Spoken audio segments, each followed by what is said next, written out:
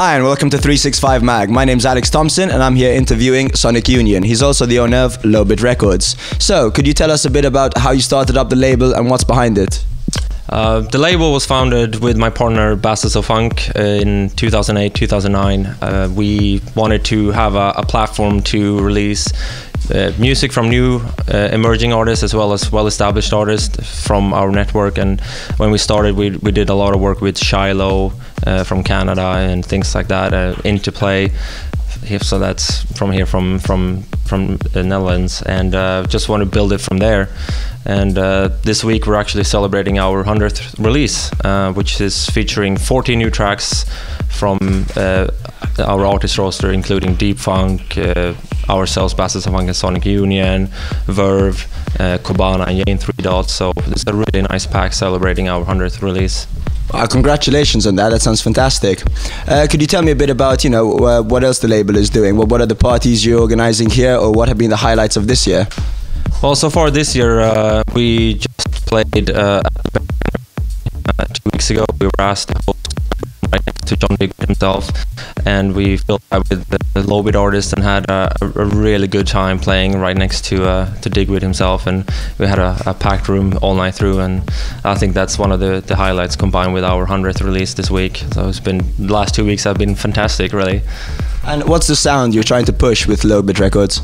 It's quite mixed. It's an underground mix of tech and deep and prog and techno. So we're hitting quite a lot of different genres and a lot of different artists. I think we're having about 65, 70 artists now on the label. So we're trying to hit a little bit of everything, really. And what are your plans here for ADE? Just meet a lot of my friends and an artist from around the world who come to ADE, make some good connections for the future, to bring the Lowbit brand to new heights, hopefully. Fantastic. What are the few future plans you've got for Lowbit Records?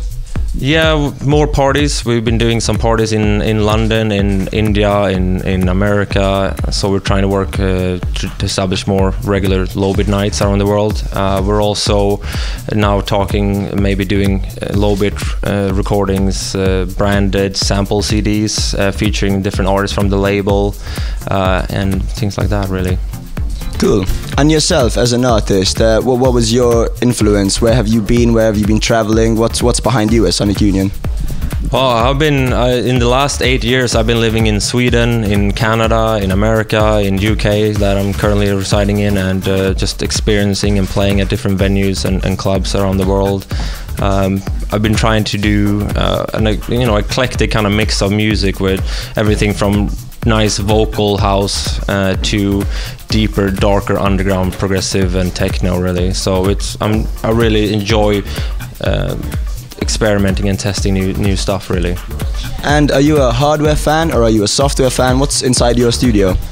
Today it's mostly software, I have to say. I still have a lot of hardware, but it's all in the basement and not getting used. But I have classic gear like the 303 and 909, but it's all just sitting in the basement right now because it's just a lot easier to work with software today. And when you're traveling and you have your laptop and you can work on the road and just keep producing wherever you are, really. You can't really do that with hardware. You kind of have that limitation. So software today is really helped out.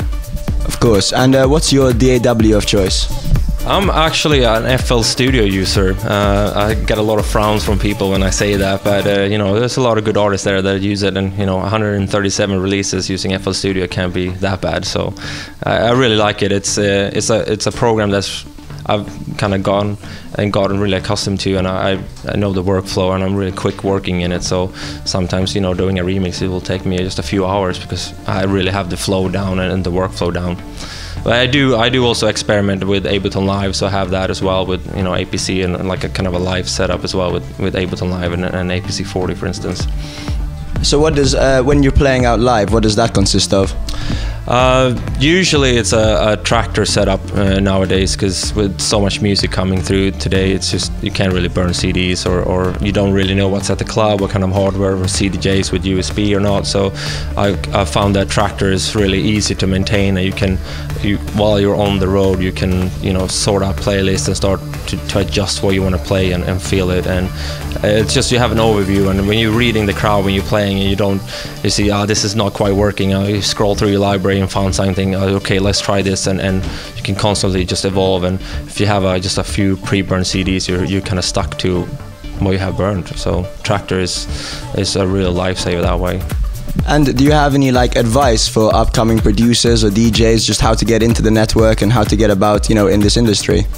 Well, as you know, Lowbit, we get so many demos. I think we're approaching about 100 demos a week now, and I actually listen to everything that we do get sent in. But my tip is when you're sending a demo to a label, you know, be a bit more personal, do a little bit more research. You know, is the track that you're sending to the label actually fitting the label sound or so, and you know, be a bit more personal when you introduce yourself. Don't just say, hey, here's my new track, please listen. You know, introduce yourself, tell me a little bit about yourself, you know, maybe explain the track or the, you know, the inspiration behind the track, and you know, see how you could bring something to the label, for instance.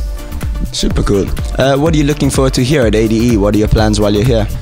Well, I really enjoyed. I saw the Jeff Mills talks last night, which was really cool. He's like an old hero of mine. I think I have every vinyl of his back in the day, and it was very inspiring to hear him talk about how he composes for you know, the cinematic now. A lot of side projects, you know, for the dance floor, and it's, you know, his passion is in his drive.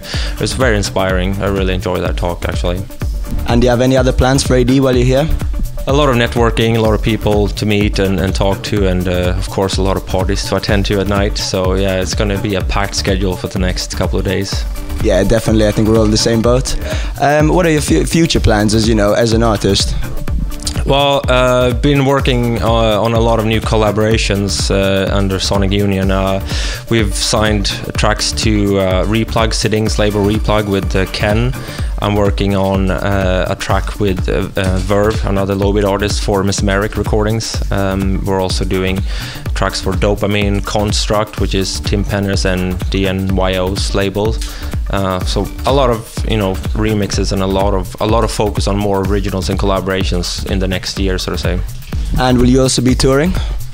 Yeah, we're talking right now about a Mexico tour, South America tour, also an India and a Greek tour is currently being planned. So that's in the next couple of months. Well, I wish you the best of luck with that. I've also heard you've got a great new track to show off to us, so I can't wait to hear it. Well, thank you so much. Yeah, thank you. Thanks.